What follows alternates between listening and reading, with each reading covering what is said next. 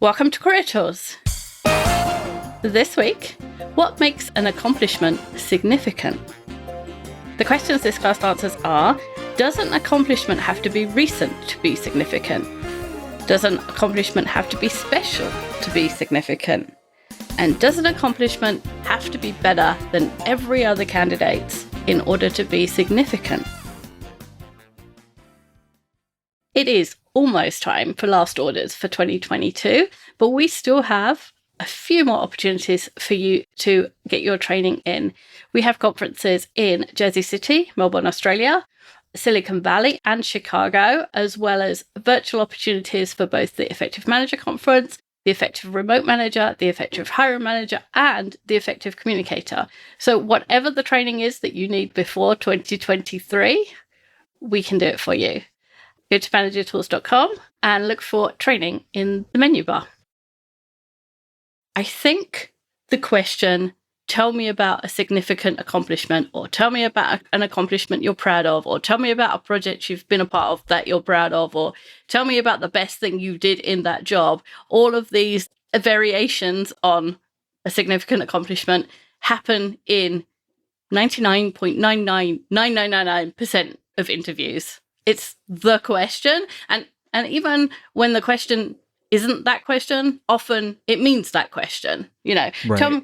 tell me about a time when you dealt with a difficult customer.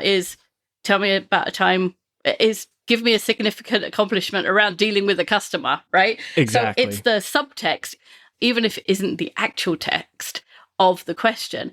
And the problem with saying significant accomplishment is that candidates then psych themselves out because they think of the word significant as meaning way more than it does.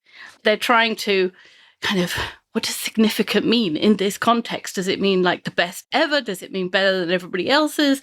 Does it mean, is there some standard that I have to reach? You know, and it psychs them out, and then they answer the question the best that they can, and then they're then thinking, was that significant enough? And they're still thinking about that question when answering the next question. And that's what gets you tangled up in your own mind, and you're not focused, and the interview goes downhill from there. It's actually way simpler than most people think it is. So we're just going to give you a simple explanation of what it means and how to answer it. And then you'll be good forever. Yeah, you won't overthink it. Exactly. Our outline for today is: significant does not mean best or most. Then we're going to talk about choosing an accomplishment that is relevant, and more recent is better. So as we talk about significant does not mean best or most, significance is much more dependent on context than it is on being the best or most. The definition of significance for an interview is, and this is really important because we're going to break it down, an accomplishment that was more difficult than the average accomplishment for you at that time in that role. There's a lot of caveats there. Yeah. If you're going to pass it, you're going to pass it very carefully. So we're going to go through each element one at a time, because it's really important that you have all of them in order to make sure that you pick the right significant accomplishment without psyching yourself out.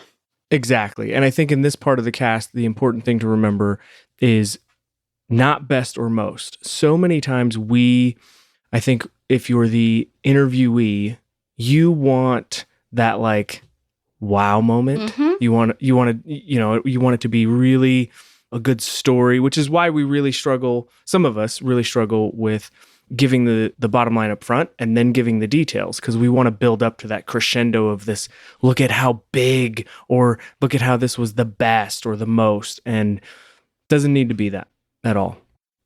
So the first part is an accomplishment that was more difficult than the average accomplishment. So hopefully you go through your day, all day, having accomplishments. I submitted a report this morning. I did my expenses. I came up with an idea about how to make some work shorter. I worked on my relationship with one of my colleagues, right? All of those are accomplishments. And some days those are really big accomplishments, because some days life is harder than others. But if you're looking over the entirety of a job or even your career, you can imagine all of your accomplishments lined up like soldiers on parade. Like they put the tallest one on the right and the shortest one on the left, and they're all lined up. And those 4 that I just mentioned are 4 things I did today don't come anywhere near. They're down the bottom in the short soldiers section. But about halfway up, all of a sudden, the soldiers are taller. And all of those soldiers are taller than the ones at the bottom. So the best accomplishments are at one end, the very best. But you only have one tallest accomplishment. But in order to choose the accomplishment for the answer to this question, you can choose everything that's better than average. So every accomplishment that's better than the middle one is your choice. And if you have 100, that's 50 to choose from, not what most people think of, which is the top 3. Absolutely. And all of those aren't going to be the same. And there are distinguishing characteristics of each one. And that's what would make some of those better than others. And we're going to talk through some of those as well. For example, if the average sale you've made so far in your role as a salesperson is $10,000, a sale of $12,000 is a significant accomplishment. It's above the average. Now, if you have a sale of $15,000 or $20,000, obviously those are even better. But not having those accomplishments doesn't prevent you from answering the question using the $12,000 example. Yes, because it's better than average. And Exactly. and I'm using average in a very colloquial way because I can never remember average and mean and median and so on. So take average to be the mathematically correct version of whatever I should be saying because I can never remember that stuff. Yeah. The next part of the sentence is for you.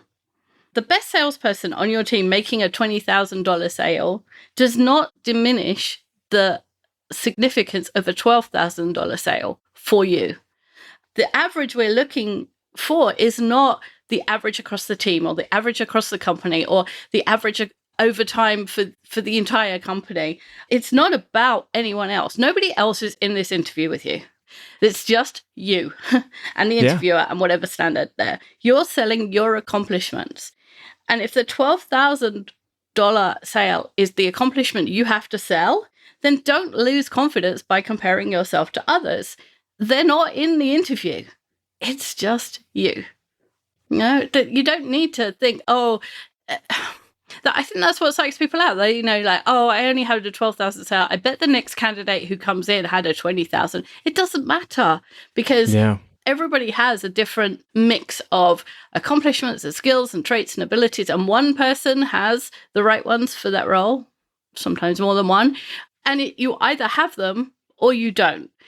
And that has to be based on what you have, what you're bringing to the table. Well, and that's a great point, Wendy. I mean, if you've walked through our general store exercise, the $12,000 sale, yes, that's significant. That's the tip of the iceberg, though. There's what did you do in order to get that $12,000 sale? And maybe those skills or those behaviors that you demonstrated are more translatable to this new role or the role that you're interviewing for.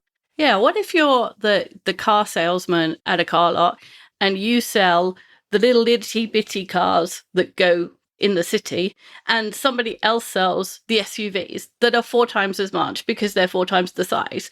Assuming you make the same amount of sales, you will never monetarily beat the guy who's selling SUVs because the average sale is higher. That doesn't mean that your 10 sales don't mean as much to you as his 10 sales mean to him.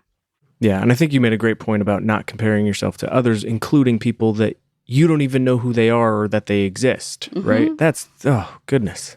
Talk about overthinking and overanalyzing. Yeah. So the next part in the sentence is at the time, right? So all of us can look back at accomplishments that we've had earlier in our career and see how small they are compared to what we have now. I mean, even accomplishments sometimes from last year seem puny compared to what we're working on now. That doesn't make them a bad example, though, to use to answer this question. when you're judging the significance of an accomplishment, we have to judge it against its peers, not the accomplishments from a year or 3 years later, right? Yeah. You get this early with people really early in their career who are interviewing for their like second or third job or their first real job, and they have accomplishments from a retail store, perhaps. And they're like, well, I reorganized the stock room and made it more efficient. If you are a retail salesperson and you manage to organize a stock room, that's an accomplishment. In that role, at that moment, that's still an accomplishment, even though, 20 years later, you probably don't even remember it. And if you did, you'd think, wow, I'm running a multi-million-dollar project now. Well, of course it seems puny, but for a 16-year-old, it's pretty good. Absolutely. And I would venture to guess that same person 10 years later, if you looked at the file structure of their folders on their computer, still organized. Probably pretty organized. Yeah. And the last part we have is in that role. Like what you can achieve at any one time is highly dependent on the role you have. That retail salesperson can't have an accomplishment that's, running a project, because projects don't happen in stores when you're the Saturday person. A salesperson with the best performing territory in the country should easily be able to outperform their peers with the same amount of effort, because the territory is so much better. The materials that they have to work with are so much better, and therefore the outcome should be.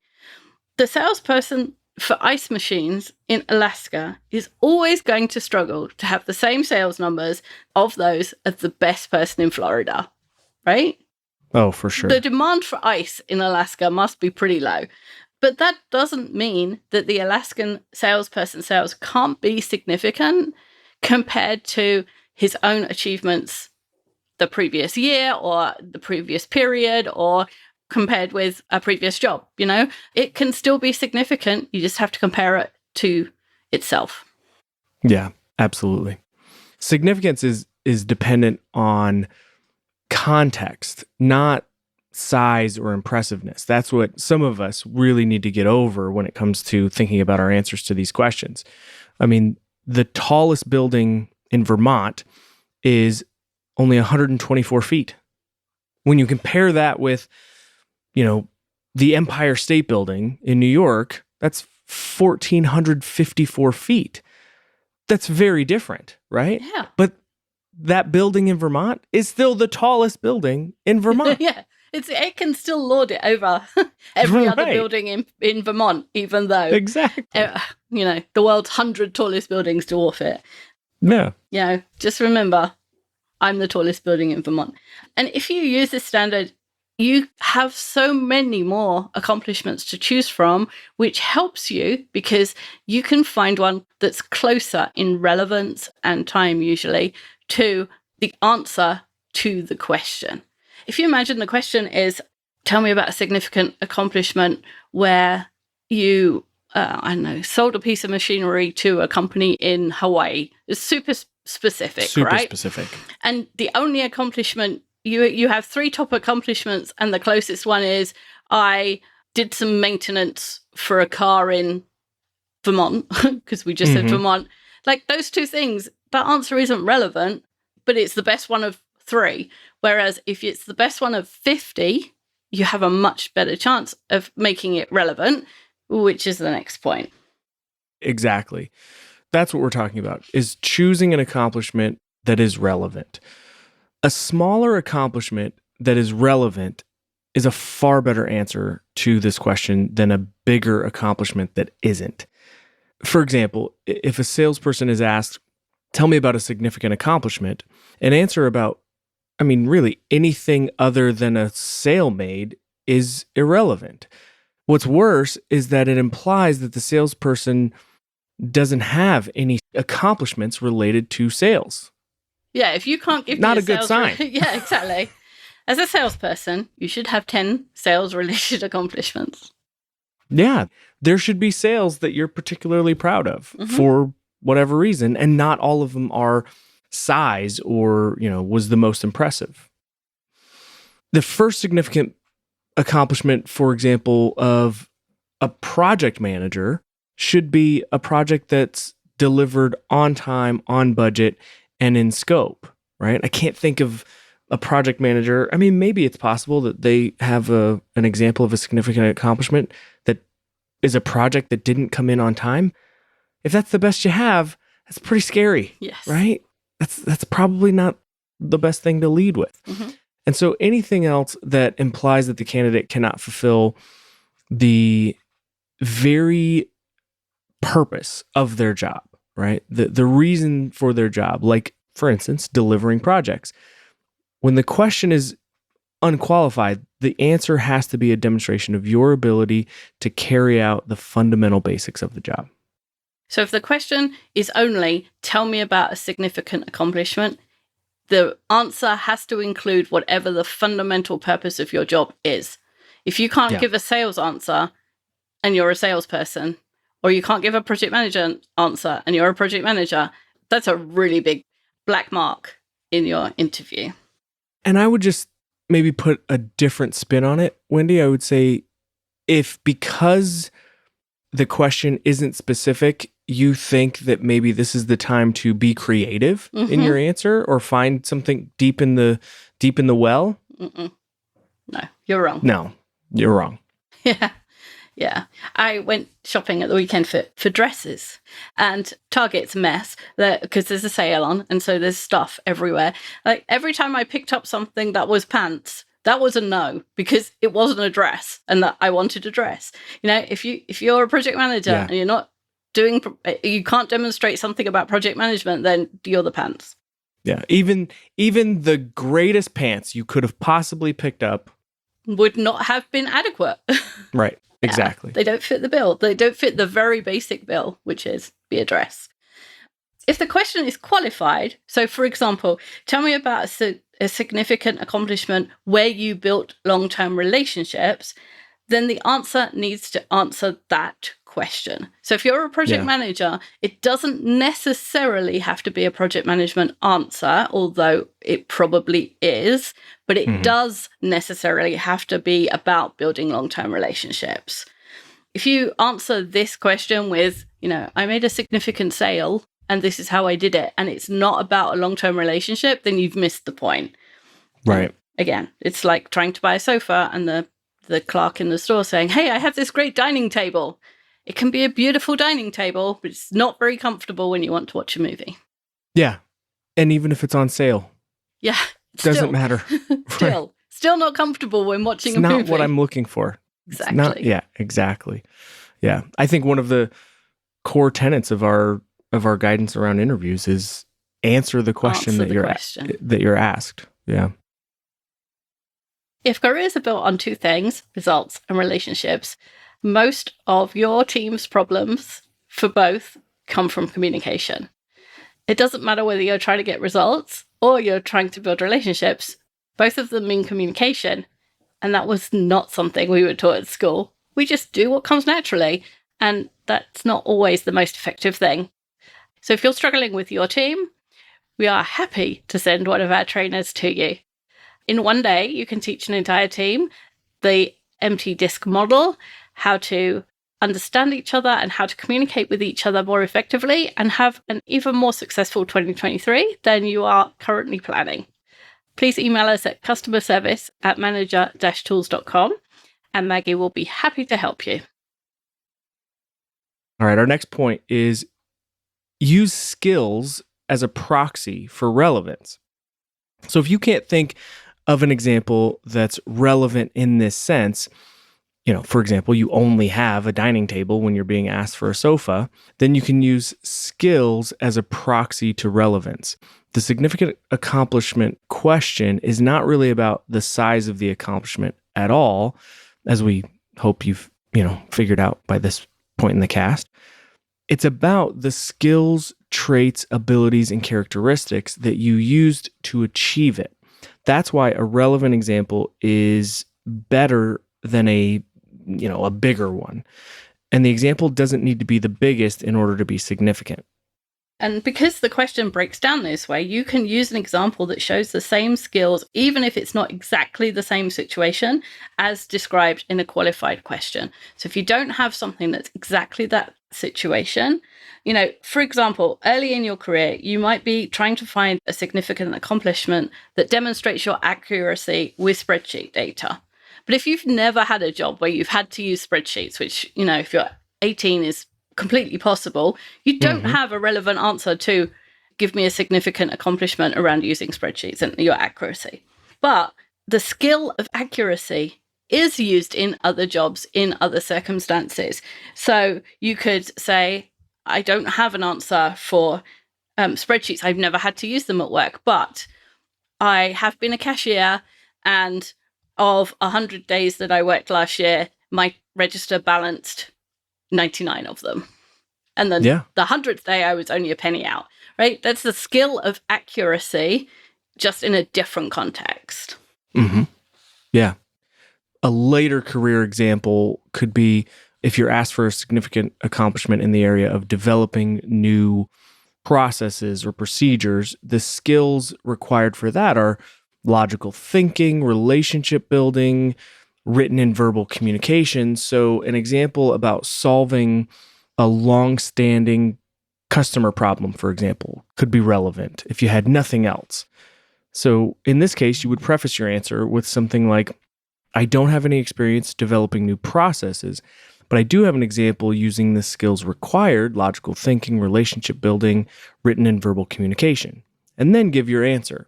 This reassures the interviewer that you're not just giving a random answer, but there is a link between your answer and the question. And I think this is critical because as interviewers, I've interviewed a lot, and some of the questions that I go into an interview with are very specific because I want to ask specific questions, because usually specific questions get more specific answers, which usually are better answers. But I don't expect everyone to have, a cookie cutter answer to that specific question. But I would much rather have someone say, I know this answer does not answer what you're looking for, but I think it translates well because of this, right?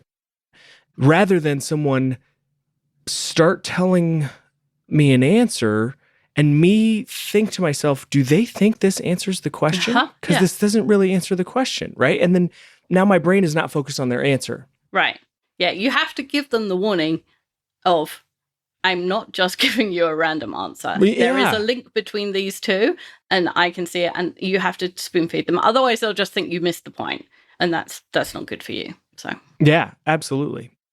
I would much rather give that answer that says, hey, I don't have that particular experience in my career, but I have one that I think translates well because of these skills, and take the hit. Maybe they are looking for that. Yeah. And I would rather take that hit than what we just talked about, which is they're not even sure. Or is this the answer? Do they think this translates to this question? No.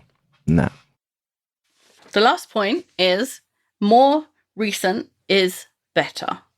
So the entire cast came out of a question that we were sent of, well, does the significant accomplishment have to be in the last 2 years or something? And the answer is no.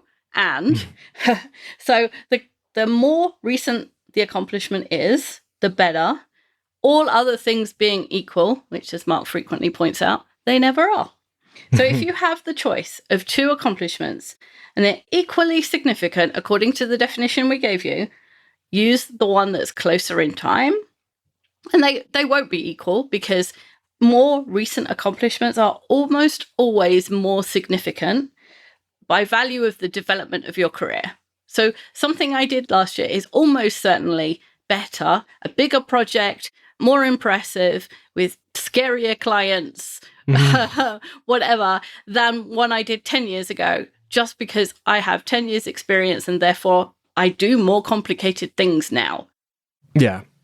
For the vast majority of us, the job we have now or the job we had before this one are where the best accomplishments come from, if we use, best as biggest, most impressive, so on. That doesn't mean they're the most appropriate, But if you have more than one appropriate one, choose the one that's closer in time, more recent. Yeah. That said, an older, smaller accomplishment that is more relevant is better than accomplishment that's less relevant but more recent. So an example would be a lawyer who won a $3 million libel case during this year might choose to give an accomplishment answer about a case from 5 years ago that has a lower value if it's connected to a nonprofit case if that lawyer is interviewing for a job at a nonprofit. The relevance outweighs the number in that case. The recency. Yeah. The significant accomplishment question is not as difficult as it seems. The significant piece trips people up and it doesn't need to. If you take the sample as every accomplishment you have that's above average for you in that job at that time, you have way more examples to choose from. And that means you almost certainly won't struggle to find one that's relevant and timely. That's right. And if you are not sure how to create an accomplishment, find them, know what they look like, there are some other podcasts on the website, including one that's called Resume Accomplishment Examples, which has a whole bunch of examples so you can see what other things could be accomplishments. Exactly. Thanks, Andrew. Thanks, Wendy. That's all for this week. We'll be back next week with a new topic. Bye, everyone. Bye, everyone.